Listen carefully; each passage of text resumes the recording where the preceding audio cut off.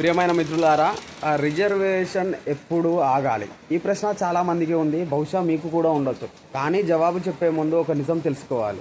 Reservation ఎందుకు వచ్చింది? BR Ambedkar గారు దీన్ని ఎందుకు తీసుకొచ్చారు? వేల సంవత్సరాలుగా కొన్ని వర్గాల వారికి చదువు లేదు, ఉద్యోగం లేదు, గౌరవం కూడా లేదు.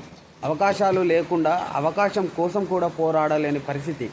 అందుకే సమాన అవకాశాలు ఇవ్వడానికి రిజర్వేషన్ అవసరం అయ్యింది. ఇప్పుడు అసలు ప్రశ్న, రిజర్వేషన్ ఎప్పుడు ఆగాలి? సమాజంలో కులం అనే భేదం పూర్తిగా పోయినప్పుడు, పిల్లల్ని అడిగితే నీ కులం ఏంటి అనే ప్రశ్న లేకపోయినప్పుడు, జాబ్లో కేవలం టాలెంట్ మాత్రమే చూసినప్పుడు, ఎవరిని తక్కువగా చూడని సమాజం వచ్చినప్పుడు, అప్పుడు రిజర్వేషన్ అవసరం ఉండదు. కానీ ఇప్పుడే ఆ పరిస్థితి వచ్చిందా?